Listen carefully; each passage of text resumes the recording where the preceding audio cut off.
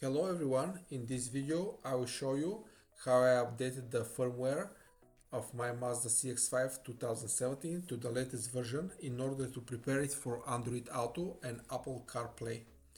I will walk you through the downloading of the correct files, verifying them, preparing the USB drive and the installation process in the car. Before we start, a quick note. I cannot share or distribute the firmware files shown in this video due to legal restrictions. If you need the correct firmware file, you can visit one of the Mazda forums where the experienced member can help you provide with the correct files depending on your Mazda model, year and region. Also, firmware update always carry some risk. This video is for educational purposes only, and any update you perform is at your own responsibility. Once you receive the correct firmware files for your vehicle, in my case this is Mazda CX-5 2017 North American version, you should see the file on your computer, and these are all of the files that I got from this download link. As you can see, this is the update file. I have the file for North America version 7400324. Along with the main file, you will receive all of the additional information you need for correct procedure execution. So in my case, I have a 2 GB drive and I have it all here. Now let's first format this one in FAT32. This is the format that this vehicle can recognize the USB drive. So this is the formatting, and I'm performing a quick format.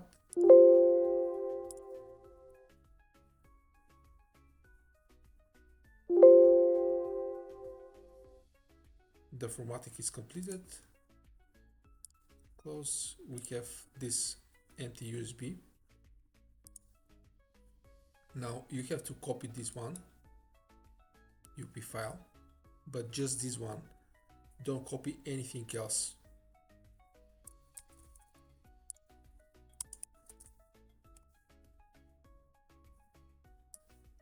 This will take some time to upload the file on the flash drive. It's close to 1 GB.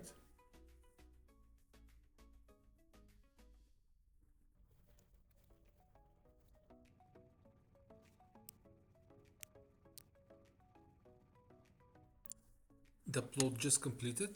Make sure that the file is in the root folder of the flash drive. You don't need any additional files, you need just this one. It contains all of the needed information for full update from the current version to the version 7400324. Now let's go back to the files provided by the forum. As you can see, one of the files here is checksum utility. This utility is performing check on the file, and it's checking if we have all the file parts, so that there is no corruption in this file. Alongside with this utility, there is this file, which is my version hash, and if you open this one, you can see the MD hash and the SHA1 hash. This is the utility. So now what we have to do is browse the flash drive. Is this one. Select this one, and this will check the MD and SHA1.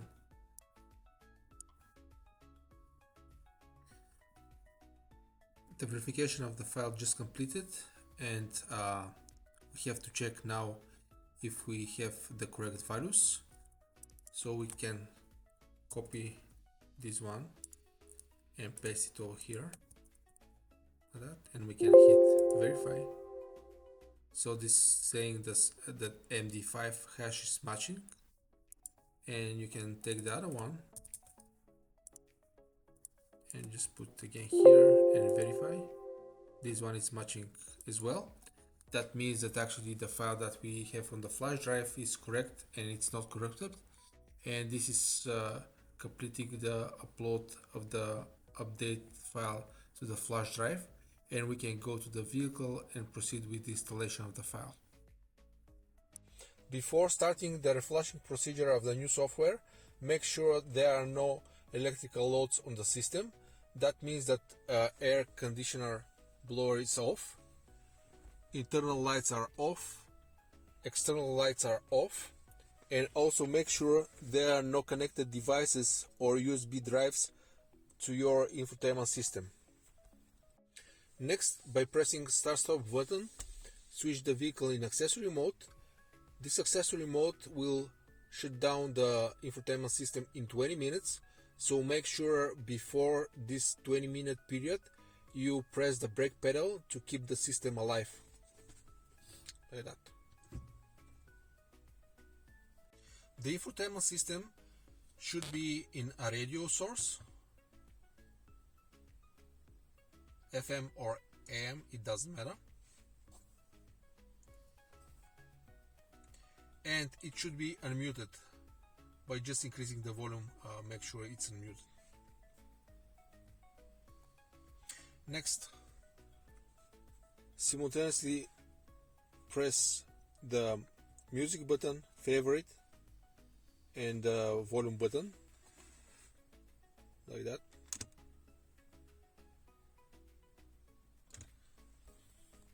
This will show the test screen.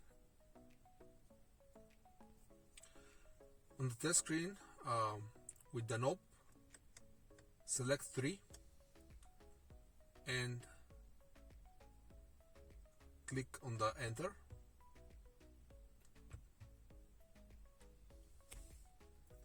Then click on the clear, which is the back button.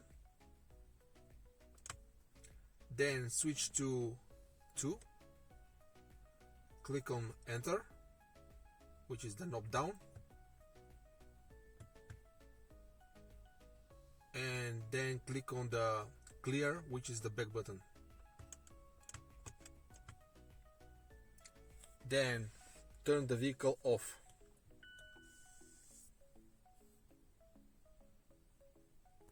Now you have to go out of the vehicle and lock the vehicle for 5 minutes. This will ensure that all of the DTC codes will be erased. After 5 minutes, I'm back in the car. Press the start stop button once. Wait for the system to boot. Okay. And you can connect the stick now.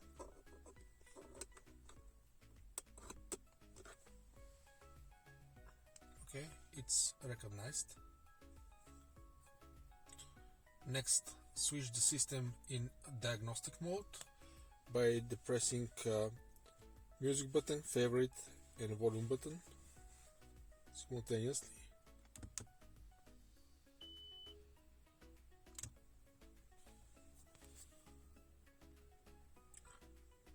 With the knob, select 99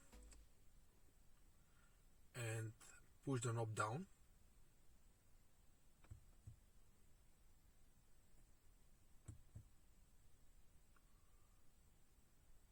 Then click on the search by pushing the knob down.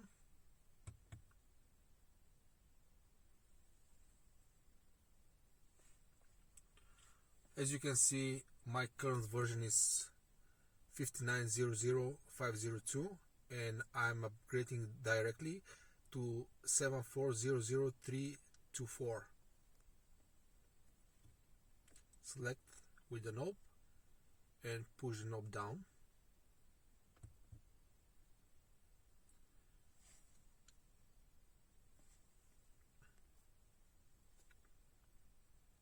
Click on the install.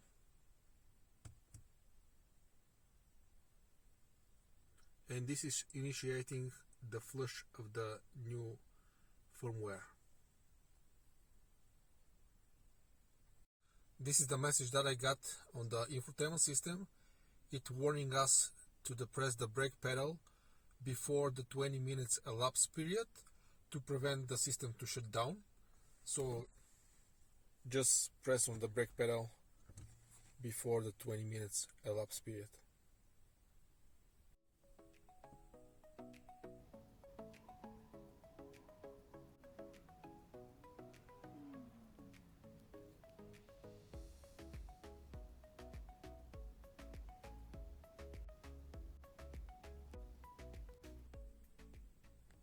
The installation just completed, and this is the message that I have.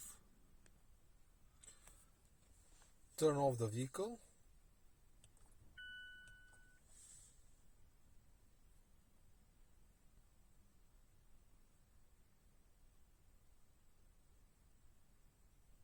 Now I have to get out of the vehicle and lock it for 5 minutes.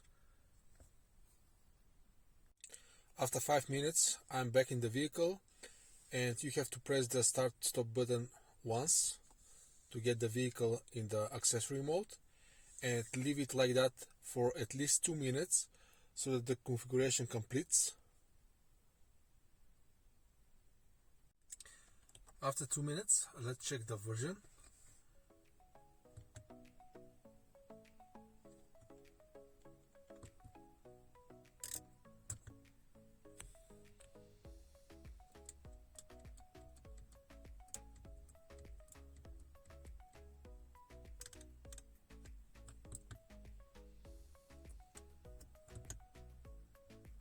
And you can see that actually we are now on the latest version, which is 7400324.